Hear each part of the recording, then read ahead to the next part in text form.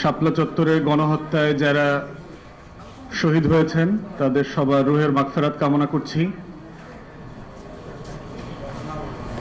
যারা তরুণ প্রজন্মের এখানে উপস্থিত আছেন তাদের অনেকেই হয়তো এটার ব্যাকগ্রাউন্ডটা আমি জানি না, শুরুতে কোনো আলোচক বলেছেন কিনা। সম্মানিত আলোচক, আমি 1-2 মিনিট একটু রিক্যাপ করে দেই for the conversation to be carried forward.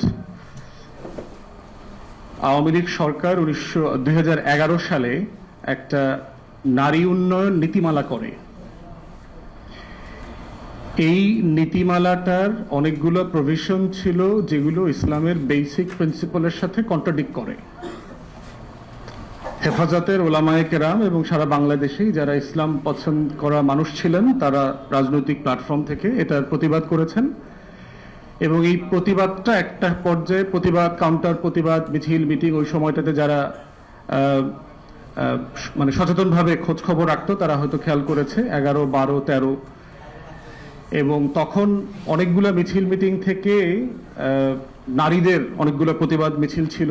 Bangladesh মহিলা পরিষদ, কমিউনিস্ট পার্টির, সিপিবির অঙ্গ সংগঠন সেই কয়েক দশক থেকে যারা বাংলাদেশে ইসলাম বিদ্বেষী নারীবাদিতাকে ডাইরেক্টলি প্রমোট করেছে এবং আমাদের সংস্কৃতির সাথে যায় না এমন অবাস্তব অনেক বিষয় নিয়ে তারা কাজ করেছে, তারা তখন হেফাজতকে চ্যালেঞ্জ করে যে আপনাদের সমস্যা কোথায়, এই নারী উন্নয়ন নীতিমালাটাতে কোন জায়গাতে আপনাদের চুলকানি আছে, এই বিষয়ে তারা প্রচুর কথা বলতে থাকে।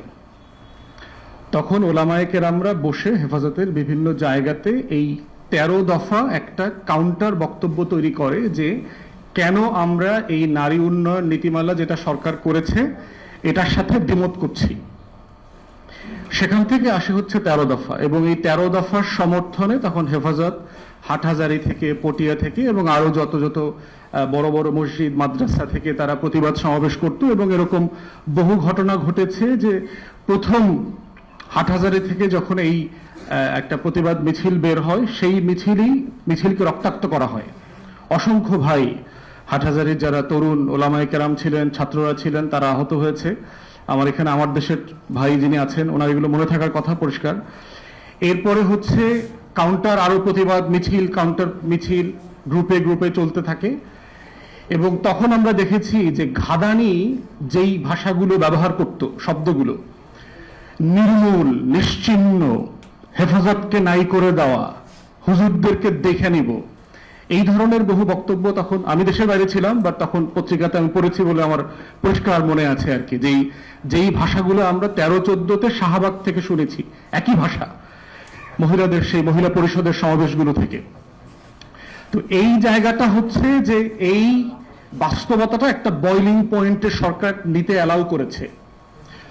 সমস্যা যেটা আছে বাংলাদেশে সেটা হচ্ছে যে প্রতিবাদ করাটা কোনো সমস্যা না। আমি হেফাজতের 13 দফার অনেক কিছুর সাথে আমি একমত না, এখানে ভিন্নভাবে এটাকে অ্যাড্রেস করবার সুযোগ আছে, কিন্তু হেফাজতের ওলামায়ে কেরামদেরকে এটা নিয়ে কথা বলবার তো অধিকার দিতে হবে। যারা এটা বিশ্বাস করেন তারা তো এটা নিয়ে মিছিল মিটিং করতে পারতে হবে। গণতন্ত্র মানে কি? আমি যেটার সাথে একমত না, মানে আমাকে, গণতন্ত্র মানে কি? আমাকে গালি দেওয়ার অধিকার থাকতে হবে তো। যারা আমাকে পছন্দ করেন না, যারা দিনরাত গালাগালি আমাকে দিচ্ছেন, এই দেওয়াটা তো একটা অধিকার, এটা তাকে দিতে হবে। আমার পার্সোনাল ফেসবুক পেজ আইডি থেকে আমার অ্যাডমিনকে বলে দিয়েছি কোনো গালাগালি ডিলিট না করবার জন্য, সবকিছু থাকতে হবে, কারণ এটা তার অধিকার আমাকে গালি দেওয়ার। আমি পাবলিক পলিটিক্স করি, আমারে মিনিটে মিনিটে পাকিস্তান পাঠায়া দেয়, অথচ পাকিস্তানের ফ্লাইট সপ্তাহে মাত্র 2টা। বাট স্টিল তার আকাঙ্ক্ষা, মানে সে আমাকে প্রতিদিন পাকিস্তানে পাঠাইতে চায়, তার আকাঙ্ক্ষা প্রকাশ করবার অধিকারকে তো আমি সম্মান করব। তো সেই জায়গাতে সমস্যা যেটা হয়েছে যে হেফাজতের বক্তব্য কিন্তু এটা বলা হয়নি। হেফাজত সরকারকে ইসলাম বিদ্বেষী বলছে, কিন্তু নারী অধিকারের যারা কাজ করছেন, মহিলা পরিষদ, এদেরকে নির্মূল করে দিতে হবে, নিশ্চিহ্ন করে দিতে হবে, তাদের মিছিল মিটিং আক্রমণ করতে হবে, এই ধরনের কোনো চিন্তা চেতনা আমরা এটার ভিতর দেখি নাই। তো এইটা 11 থেকে 13 পর্যন্ত চলছে। এর ভিতরে যেটা হয়েছে, যেহেতু 14 জানুয়ারিতে নির্বাচন স্কেজুয়াল, সরকার টেন্স হয়ে গেছে এবং এর ভিতরে বিএনপির একটা এলিমেন্ট যোগ হয়েছে। বিরোধী সব দলগুলো সবাই মিলে যে এই হেফাজতের এলিমেন্টটাকে কিভাবে কাজে লাগানো যায়, এবং এই আলোচনাটা আসে না। আমার মনে হয় এই আলেমদের ভিতর থেকে আলোচনাটা আসতে হবে যে এপ্রিলে 2013 এপ্রিল মাসে কিন্তু হেফাজত একটা বড় সমাবেশ করেছে, নিরাপদে নিরিবিলি প্রোগ্রামাদি করে তারা বাড়ি চলে গেছে। তাহলে মেয়ের সমাবেশটা এত বেশি রক্তাক্ত হয়ে গেল কেন? এবং সেই সমাবেশে তো তখনকার বিরোধী দলীয় নেত্রী এসছেন। কথা ছিল BNP total as a political party এই সমাবেশের সাথে মার্চ করবে, তারা একাত্মতা প্রকাশ করবে, বেগম জিয়া দাবি না আদায় হওয়া পর্যন্ত থাকবেন মঞ্চে। কিন্তু বিএনপির নেতারা ওনাকে কিছুক্ষণ সময় পরে থাকার পরে ওনাকে উঠায় নিয়ে গেছেন। এবং আমরা জানি বিশ্বস্ত সূত্রে যে সেদিন রাতে যে মিলিটারি স্টাইলে ক্র্যাকডাউন করবে এটা বিএনপি নেতারা জানতেন।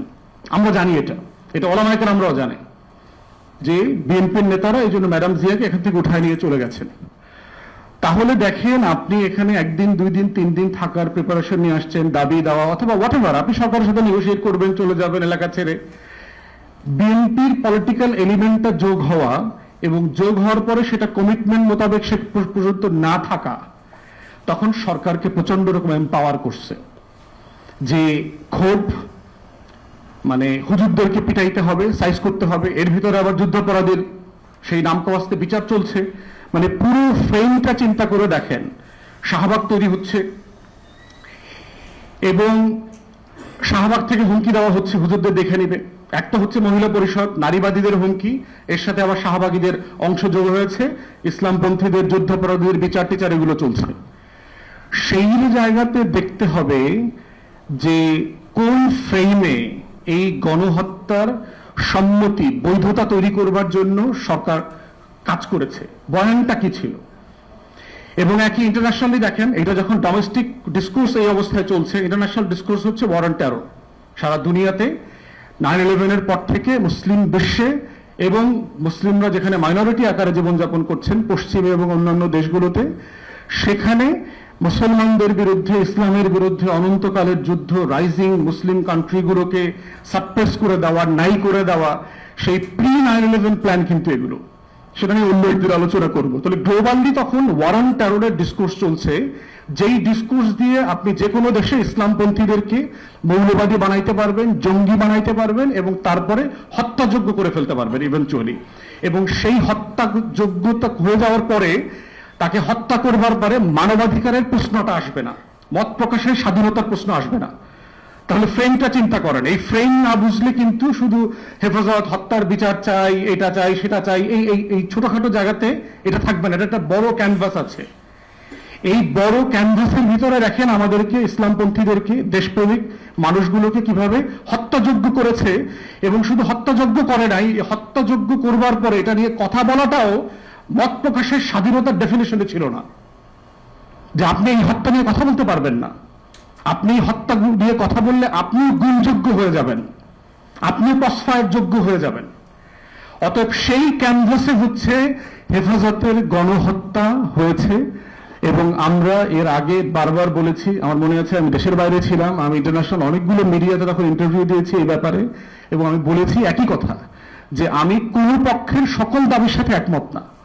আমি নারী নীতিমালারও পুরোটার সাথে একমত না, আবার হেফাজতেরও 13 দফার সবকিছুর সাথে আমি একমত না। কিন্তু গণতন্ত্র যেটা ডিমান্ড করে সেটা হচ্ছে দুই পক্ষকে তার কথা বলার অধিকার দিতে হবে, কোনো পক্ষকে কেউ নির্মূল করতে পারবে না। আর রাজনৈতিক দলগুলোর ব্যর্থতা হচ্ছে আজকে যারা সরকারি দল, এই ওলামায়ে কেরামের রক্তের উপর দিয়ে তাদেরকে ব্যবহার করে ক্ষমতায় আসবার চেষ্টা এবং দিন শেষে ওয়াদা না রাখা। টোটাল জেনোসাইড হয়ে গেছে দেশের সবচেয়ে বড় রাজনৈতিক দল, এবং এটার সাথে কিন্তু বেগম জিয়া জড়িত না, এটার সাথে কিন্তু অন্যান্য বিএনপির নেতারা যারা সোল্ড আউট হয়ে গেছে, যারা একটা বিশাল অংশ আজকে ভারতের কাছে সোল্ড আউট হয়ে গেছে। বেগম জিয়া কিন্তু এই আন্দোলনের পক্ষে ছিলেন শেষ পর্যন্ত, উনি থাকতে চেয়েছেন, ওনাকে উঠিয়ে দেওয়া হয়েছে ওখান থেকে বিএনপির নেতারা মিলে। যে অংশটা আওয়ামী লীগের সাথে, ডিজিএফআর সাথে মিলে মিশে ব্যবসা বাণিজ্য, বিয়ে শাদী, লাল পানি খাওয়া, ক্লাবে গিয়ে সবার সাথে করেছে। তো সেই জায়গা থেকে হচ্ছে হেফাজতের এই ক্যানভাসটা বুঝতে হবে। প্রবাসীদের জন্য নির্মাণ হচ্ছে দেশের প্রথম স্মার্ট সিটি, যেখানে থাকছে স্কুল, মসজিদ, হাসপাতাল, সুইমিং পুল, হেলিপ্যাড, পাঠাগার, জিম, সুপারমার্কেট, শিশু পার্ক সহ সকল নাগরিক সুবিধা। মাত্র 30 লাখ টাকা বিনিয়োগে মিলছে আকর্ষণীয় ফ্ল্যাট। প্লাটিনাম ইনভেস্টরদের জন্য ঢাকা বিমানবন্দরে ভিআইপি প্রোটোকল সুবিধা। বিস্তারিত জানতে যোগাযোগ করুন স্ক্রিনে দেয়া হোয়াটসঅ্যাপ অথবা ইমো নাম্বারে।